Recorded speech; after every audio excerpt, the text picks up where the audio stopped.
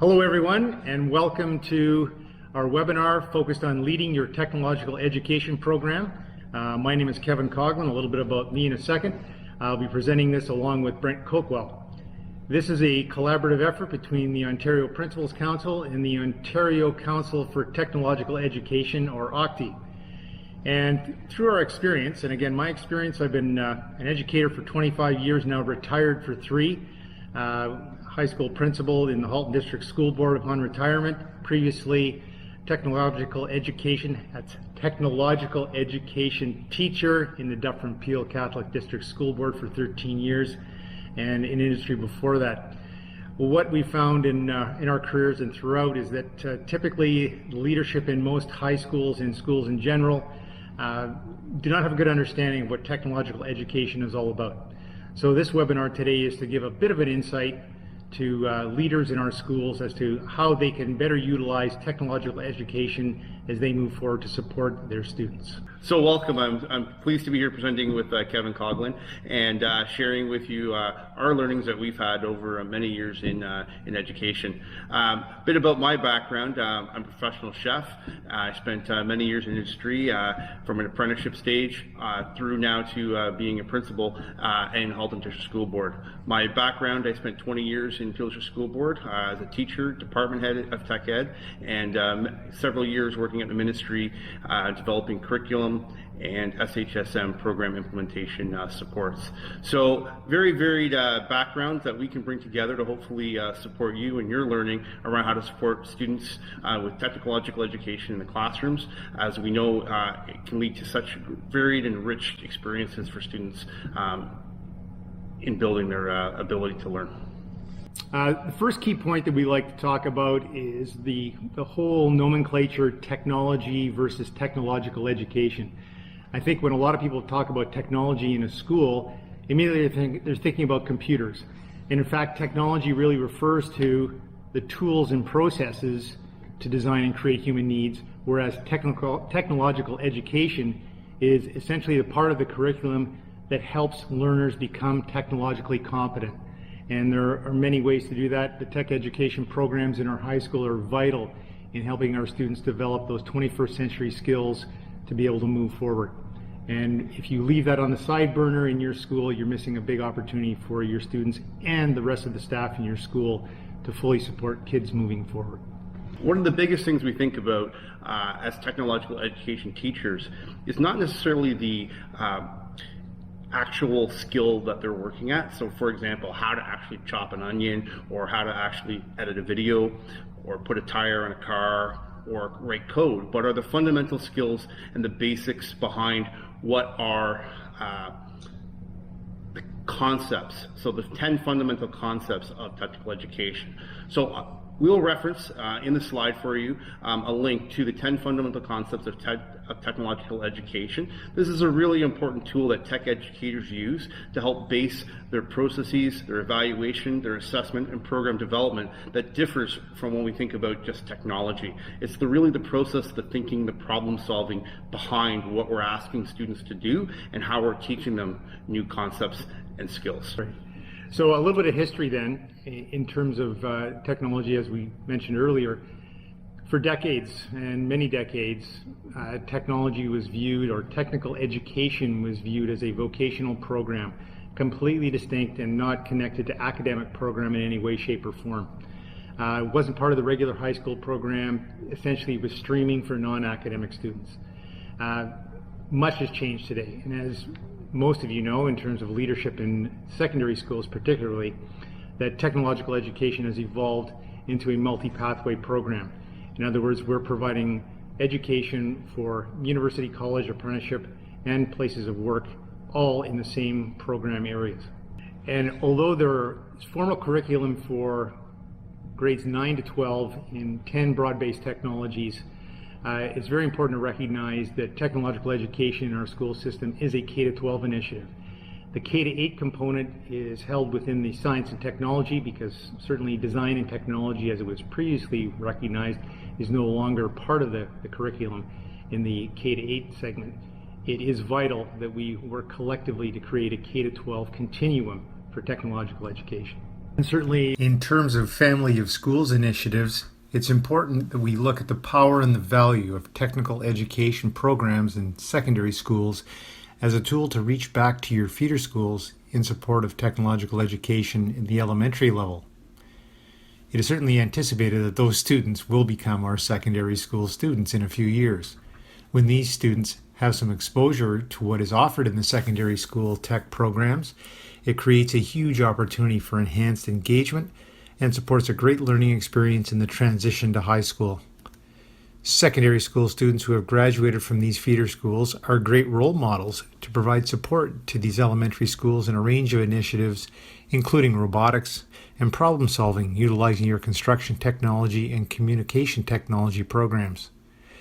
We have for a number of years looked at opportunities to differentiate how students learn in a variety of environments, providing a continuum of learning between the science, the math, and the technological education programs in your school allows students to learn math in the confines of a construction workshop or a manufacturing workshop or in the commercial kitchen or in any of the other workshops that you may have in your building. Technological education teachers are able to provide opportunities for students to reinforce their math and science learning with true, authentic, applicable learning experiences. When we think about leveraging technological education, I also think of leveraging relationships, both existing of ours, but also of our community. And when we think about that within our learning community, we can think about our students being lead learners and supporting that as well. This is a prime example of areas where we can let students take the lead on promoting social projects within the schools that they formally went to. So when we look at what opportunities are there, I've worked with a group of students creating multilingual benches to have them support giving it back to their elementary school, showing the skills that they can do learning at a secondary, post-secondary, and share that back with their elementary school. So that real continuum of learning, but it also supports your staff in thinking and how they can leverage those relationships. Getting to know teachers, students that will move into programs provides longevity of program, but also provides opportunity for staff to become very comfortable in areas where they need to learn new things, experience different ways of teaching, different ways of assessing. One of the richest things that tech ed can bring to many, many teachers is that thinking of authentic assessment, that these are real world projects and real world solutions that can be supported by our students in their learning. Tapping into your technological education department for a wide range of resources for technical reading and report writing is essential to enhancing the literacy across your school. It also gives other teachers in the school the opportunity to recognize a variety of materials beyond their subject area that interest their students. When it comes to numeracy, there's a plethora of applicable examples in a wide range of technological education workshops, from utilizing Cartesian coordinate systems, trigonometry, and a wide range of measurement opportunities. Collaboration and sharing between the teachers of math, science, and technology can lead to enhanced learning opportunities and student success for students in all pathways. About literacy and numeracy, we can also think of how that gets leveraged when students think about heading out, transitioning beyond secondary school, and giving them a real world. I always come back to real world problems. At my last high school, I had to deal with the renovation of a building and required a wheelchair ramp to be installed. Instead of working just with our board contractors, I was able to reach out to the students in our construction specialist high schools major program and provided them with the problem, had them prototype it out of cardboard and work with our building and planning department at the school to come up with possible solutions. This is something how you can engage students in thinking and engage your teachers in ways that wouldn't typically be thought of. Now, they can't obviously, because of many board realized contracts create that ramp, but they can be involved in the process, reviewing building codes, and when we think about connecting that to literacy and numeracy, we have very complex formulas for this: slope, rise, run, reading blueprints, the language that is built into the codes and the subsets that go with that, and determining what's efficient there. These are really high level literacy and numeracy skills that we can teach students, and they do very well at. When we think about leading that within our school, it's really creating opportunities for our staff to find these connections that are happening every day in our building.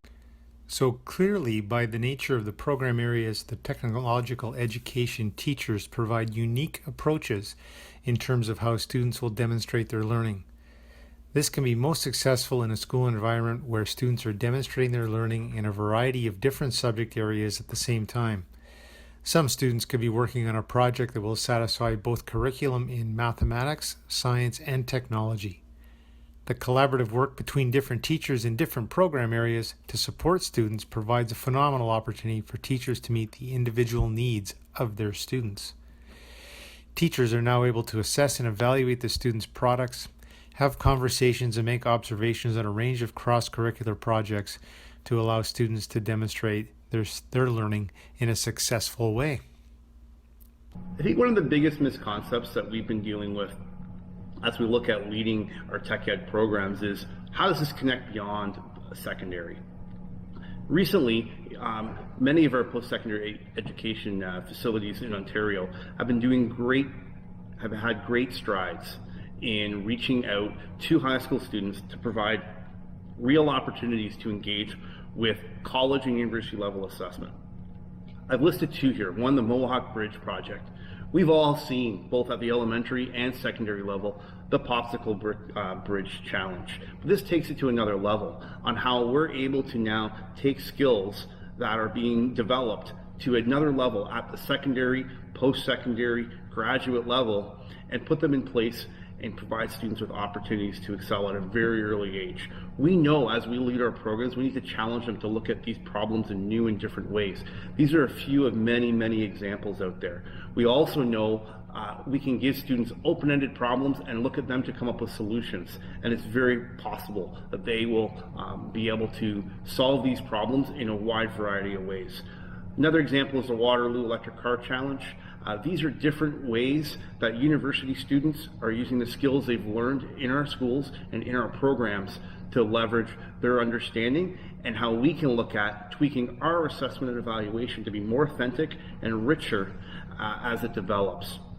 Using these unique approaches, students can demonstrate their learning not only through paper and pencil tests, but by triangulating it through a wide variety of ways, through observations, conversations, and products.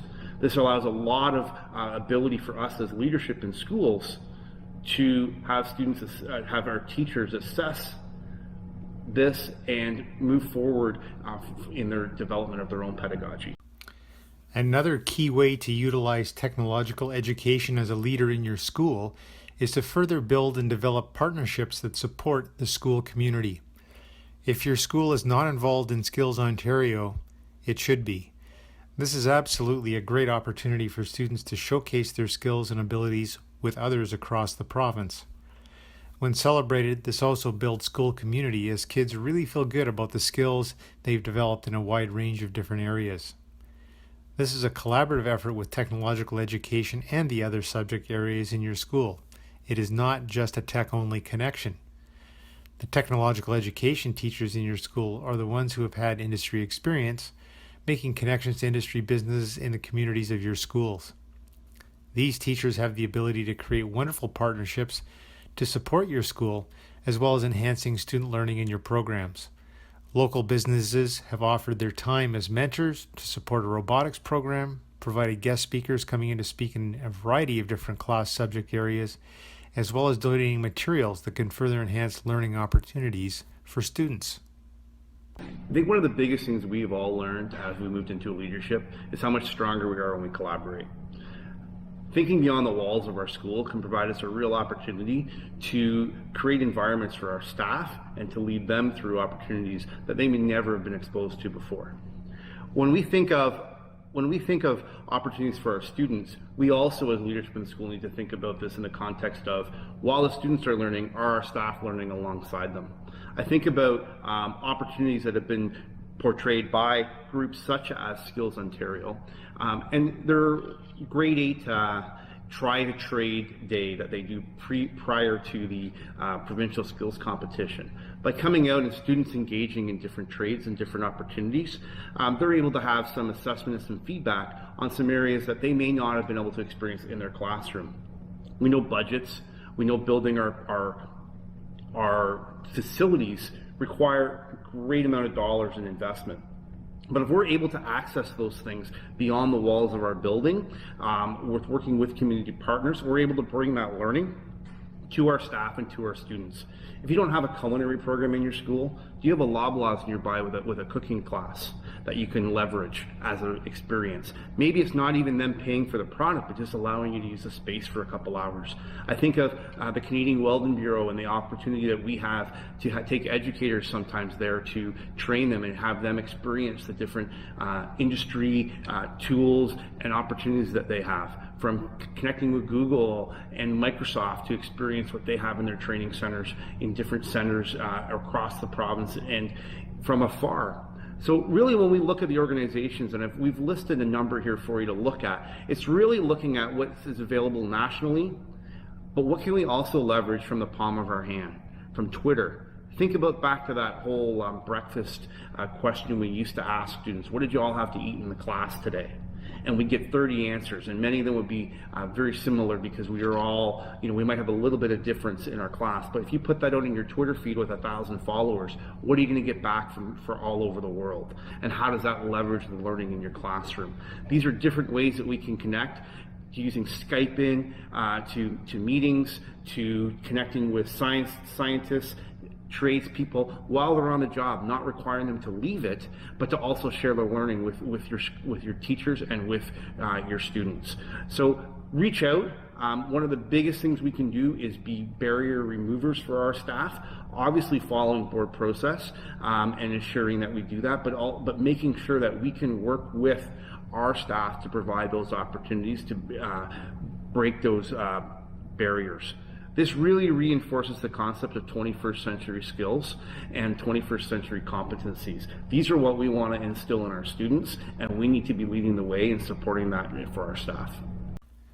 One of our tasks as school leaders is to support Ministry of Education and board initiatives. These continue to focus on providing our students with the opportunity to be successful as they move into their 21st century careers. And the technological education programs in our schools are a great asset for us to have in supporting those initiatives. The Ministry of Education has mandated that it will continue to improve opportunities for young people to get involved in skilled trades, and this pathway initiative is vitally supported by the technological education programs. Programs in your school such as Specialist High Skills Major, OYAP, Dual Credit, and Experiential Learning programs are all strongly connected to your technological education program area. Connecting technological education with ministry and board initiatives. When we think of different policies and documents that the ministry has us as leaders in our schools and supporting our teachers in our schools and implementing, we are inundated with documents. I've listed just a few here, and these are the ones that Kevin and I thought most resonated in connecting technological education and our current ministry initiatives.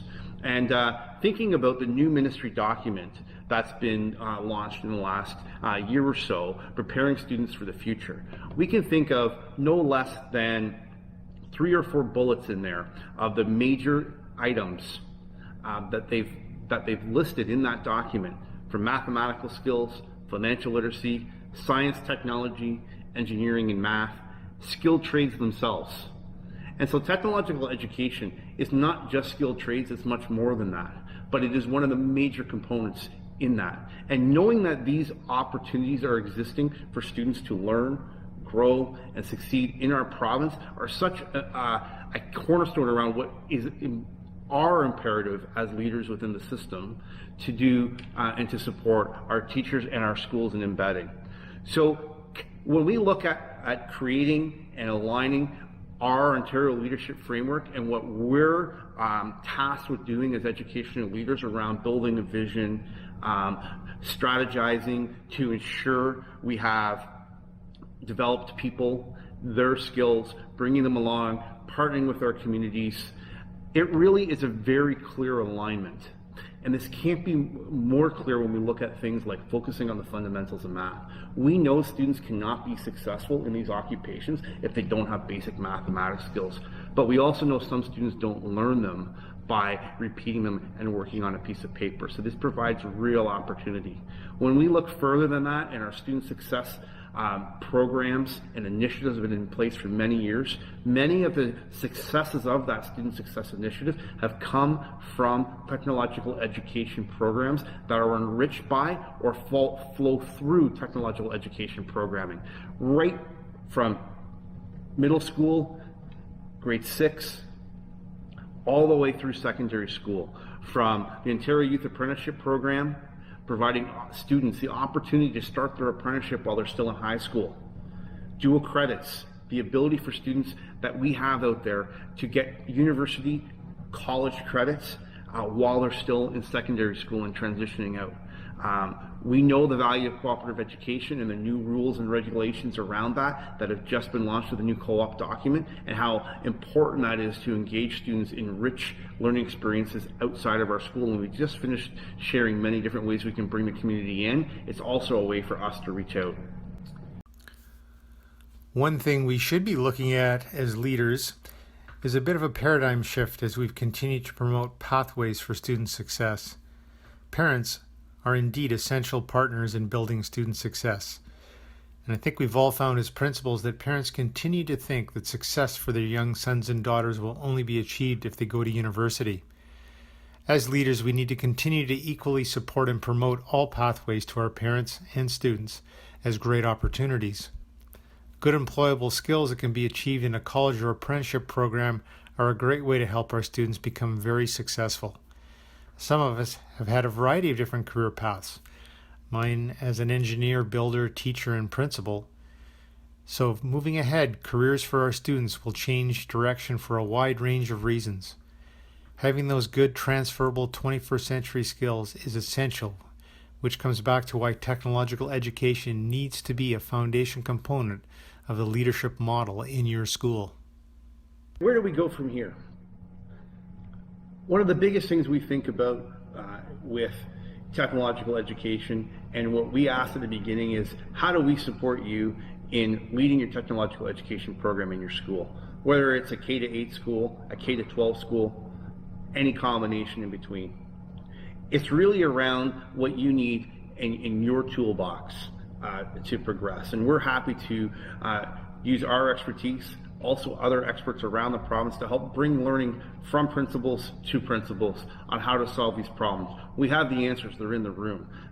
We have a great group of people, and we'll work with them to support our learning. So whether it's looking at leadership and opportunities for our staff or for ourselves, is it around building the complexity of the budget for technological education, from replacement of equipment to looking at how we design and build when we're tasked with these projects of renovations in our schools? Do we simply replace a broken tool with the newest tool without asking the question, what can we do differently if we didn't replace it with that exact same piece of equipment? I asked one of my staff that today. A drill press broke. Do we need another drill press, or should we be buying something differently? It's not a matter of it's not the right answer, but knowing that we should be asking those questions. We should be pushing the limit on moving these programs forward. We're tasked with that, and so we can support with that.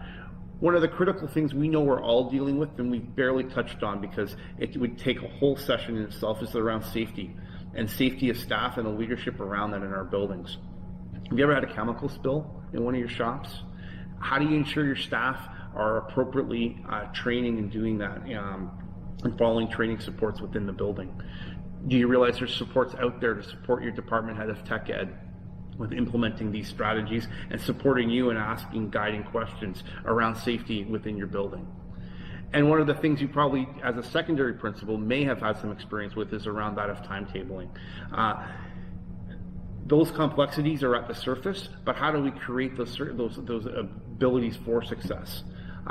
Brent and I hope you've enjoyed the webinar and the information that we've shared with you today.